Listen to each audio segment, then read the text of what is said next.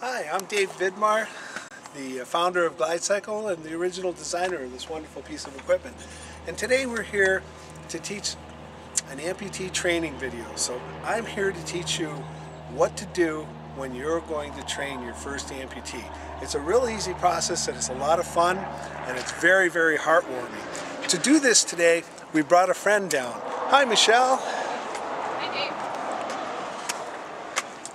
This is Michelle.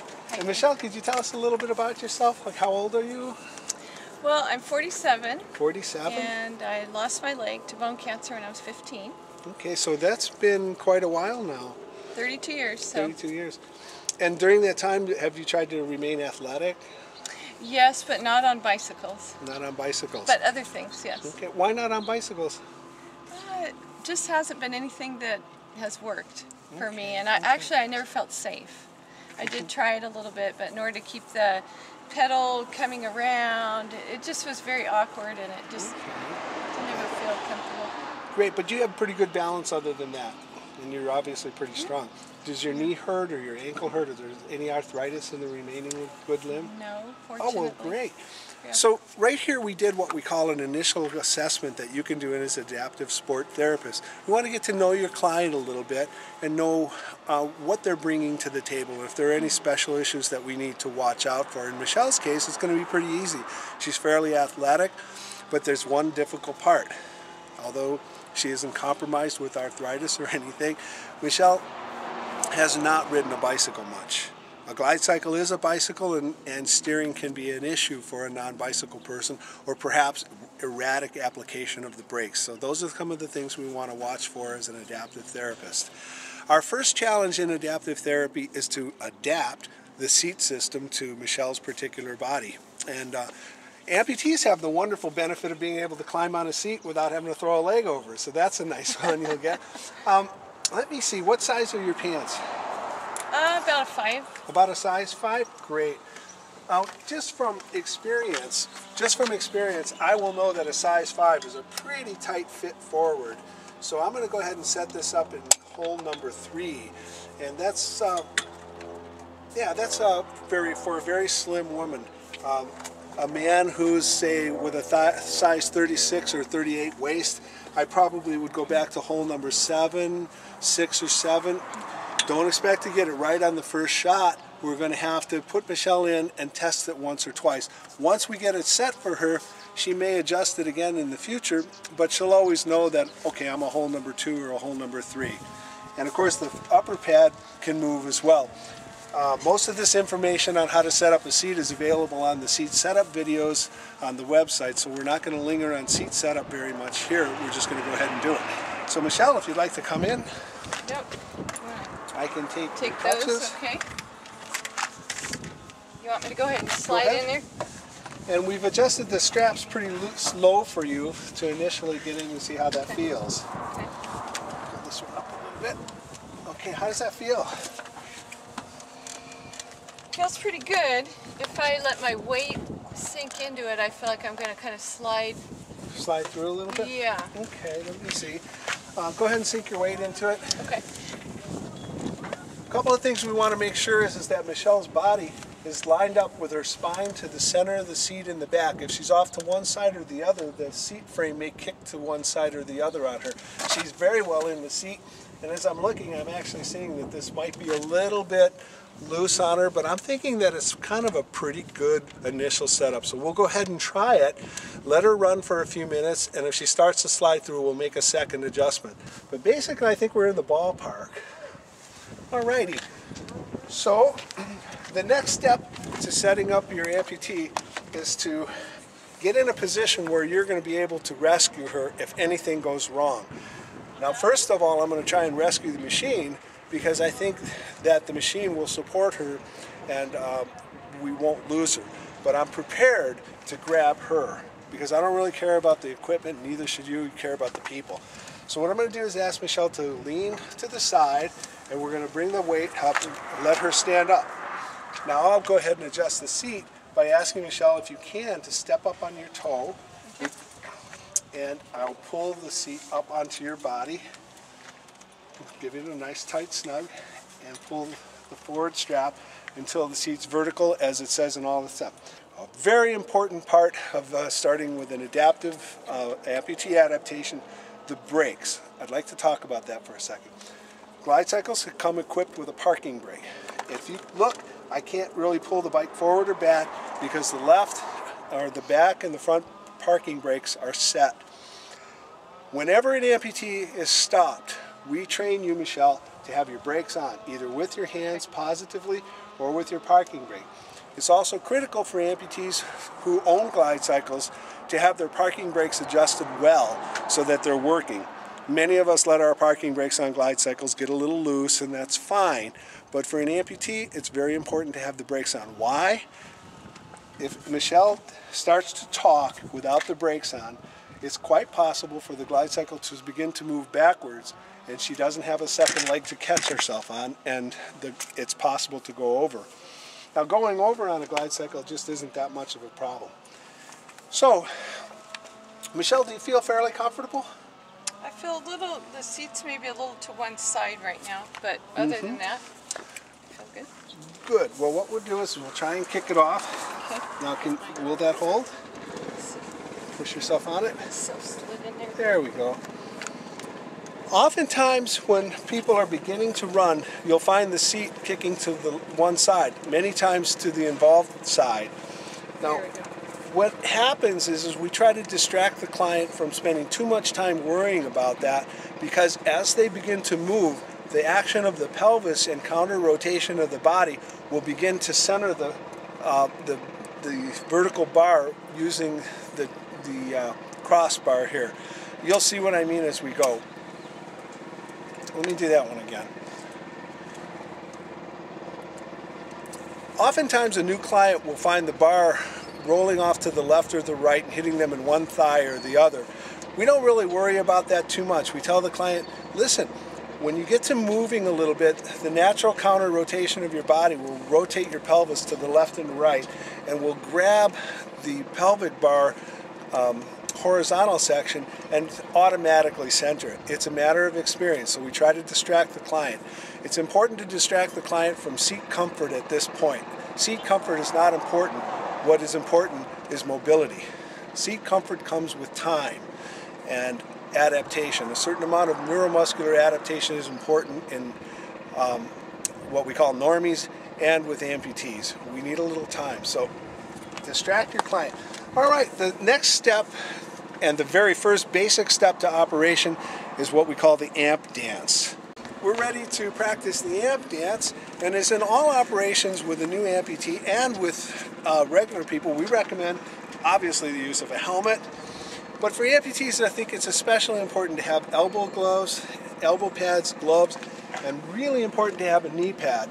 We only have one leg left and we really want to protect it. We don't want to scratch up that wonderful good knee. And if you can, have a stump pad as well. If you don't have a stump pad, ask your prosthetist. They're very easy and very cheap. It's like a sock with a piece of foam on the bottom. I want to say here that we have not yet had an amputee fall other than a normal drive off of the bike path into the bushes accident, which can happen to any of us.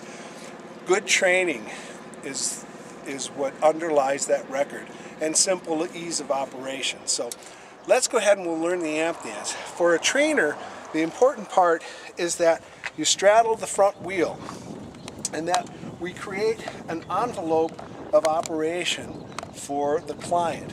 In other words, what I mean by that is we want to let this bar go to the left and to the right, anywhere it wants. And I don't want to control it. I don't want to put any input into this. I want the client to feel the kinetic movement and the limits. Where is that outer limit? And they need to feel that. Where is it going out of balance, and how do they stop and arrest themselves? This dance that we're going to do right now is the first and most important part of learning to stand by yourself, to learn to start by yourself, to stop by yourself, and to achieve functional independence. So Michelle, what we'd like you to do right now is to begin to take a little step, lift your leg up and take a little step to your right. Okay. Okay? And try back. Back again. And back again. Go ahead and hold for a second. Michelle is an athletic client and adapted to that instantly. I didn't even have to ask her what to do. Some clients that I've worked with in the past are very timid, very frightened, and it's very hard to get them to move their leg at all. But as adaptive therapists, you're probably very experienced at working with this. Be patient, take your time and help, and constantly reassure them that you're there to help and they're not going to fall. And even if they did fall, they're not going to get hurt. They've got elbow pads, helmets, and people here to slow and arrest the fall. So let's go ahead and get aggressive now that Michelle is good and say, just start dancing back and forth as far as you want. I'm creating an envelope to catch her, but I'm not going to do anything unless she's very much out of control. Are you feeling comfortable? Pretty good. You have your parking brakes on, which is really important. Great. Do you have anything that you'd like to say about this dance or about your balance? Feels pretty good. I think I might end up with the seat tighter. You think I don't know if it might give me a little more control if it were a bit tighter. Well, I think let's go ahead and do that. If your client would like to have it tighter, but let's not pay a lot of attention to that. If she says, okay, now it's too tight, okay, now it's too loose, then distract her and let's talk about moving. But give her the courtesy of one shot. So you could probably step right to the side and using the GlideCycle, hold yourself very well. Now, triangulate a little bit by leaning the GlideCycle towards you. Okay. And do you feel stable? Yeah, I do actually. It feels fine. So you could, you know... It's kind of good to feel the weight of it. And if you get a good angle on it like this and push against it, you're very stable. So you could stand in a windstorm. Yeah, it feels very comfortable to me. Great. Let's go up one more. Thank you. And try again. All right, thank you. You're welcome.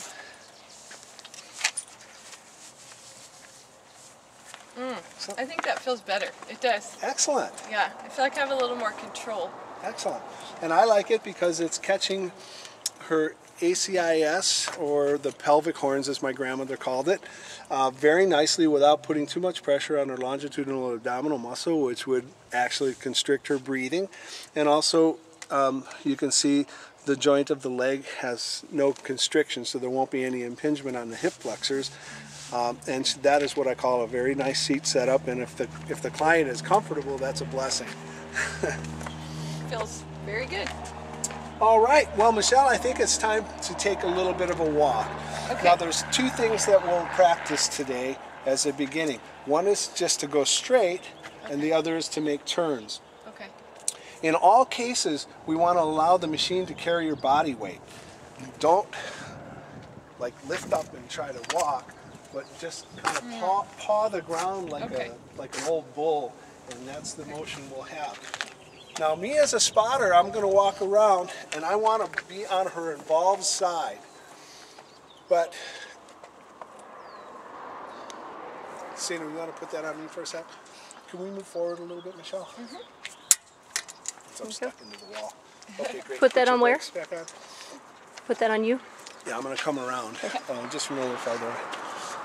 As a therapist, as an adaptive sport therapist, I want to be able to spot for her, and I'll start on her involved side, because generally if somebody's going to have a problem, it'll be on that side.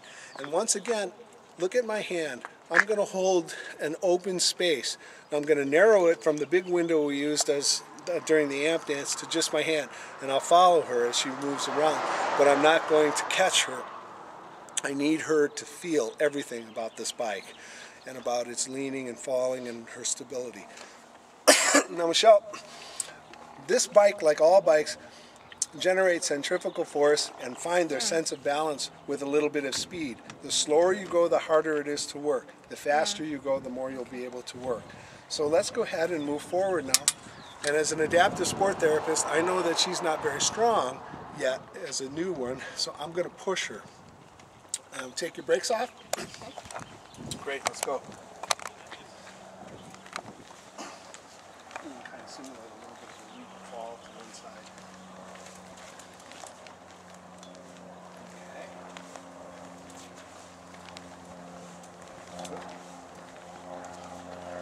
Okay. As much as possible, let your client know that she's independent. Michelle, I'm really not doing anything here. You've got the bike completely by yourself. Okay. How does that feel? Not too bad. Let's make a turn to the left.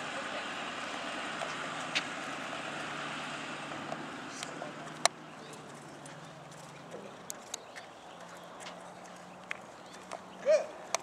How was that? That was excellent. Okay. Let's make a figure 8 right here and practice a left turn and a right turn.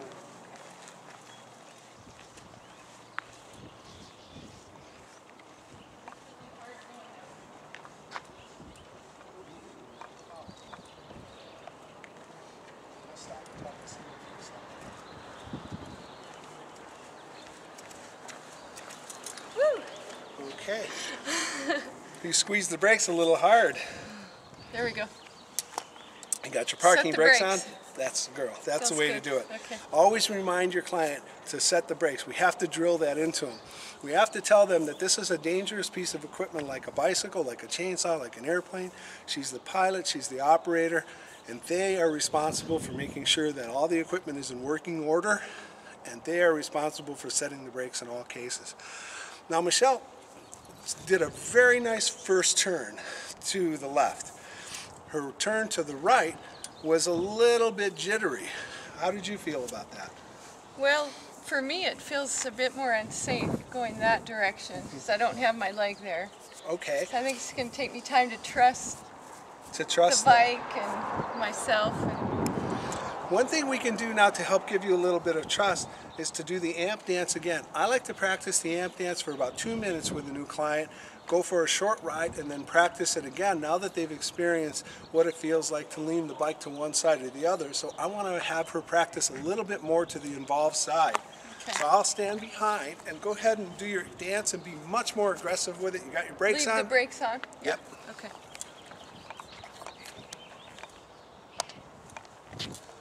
Much more aggressive.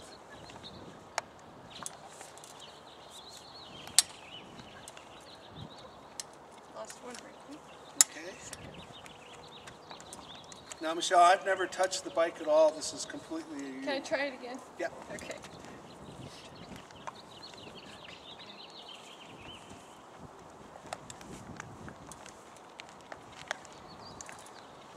Okay, now I want you to practice something that's going to feel really funny to you. I want you to take the most extreme step you take to the right, stop, and take one more and one more until the bike is almost on the ground, so that you feel like you're standing.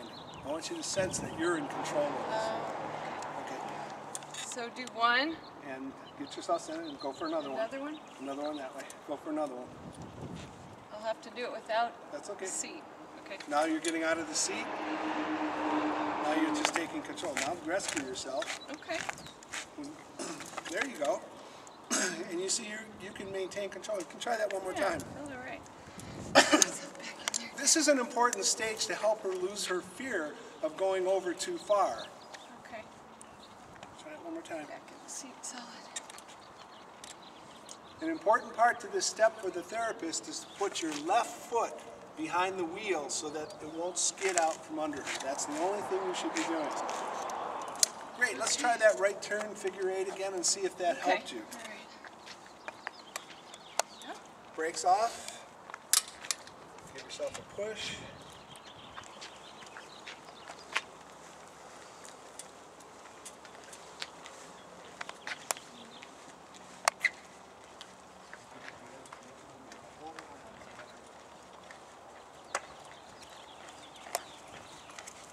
Great.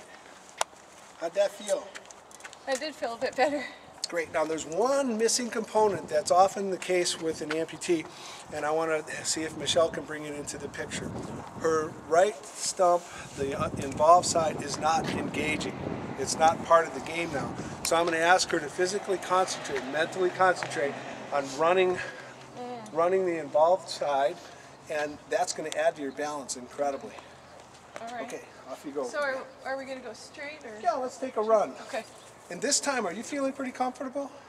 Okay. I'm going to kind of start walking to the want me to side more and leave you alone. All right. And I want to say Michelle is advancing really fast. You're going to see many amputees that are going to take 5 or 6 days of half-hour sessions especially like a young person that's never ridden a bicycle and never ever run before.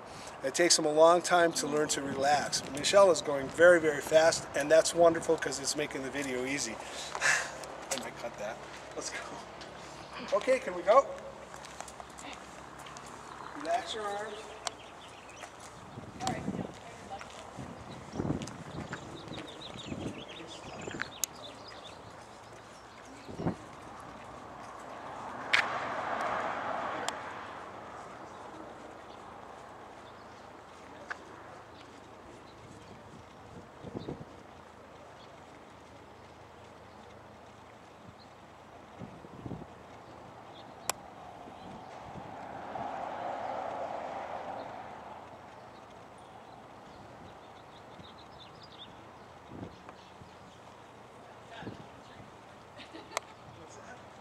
Coordinating that.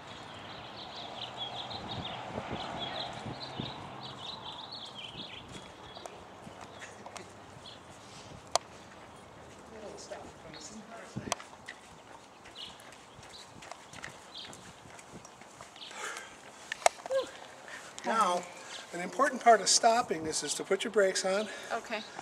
and then by triangulating, which Michelle is doing naturally, she can take a little step to the side, and you'll notice she now is a three-legged person with a nice angle going back to the seat and the bicycle angled in the opposite direction. That forms a solid triangle. Michelle's pretty tough. It'd be hard to knock her down now. How's that feel? Nice. Feels great to be out and moving like this. And to wear out your trainer? Yeah. Sorry about that. That's okay. There's one more thing I'd like to teach you, and that's how to turn the machine in a circle. To do that, I'll need to get one myself and demonstrate and use one additional spotter.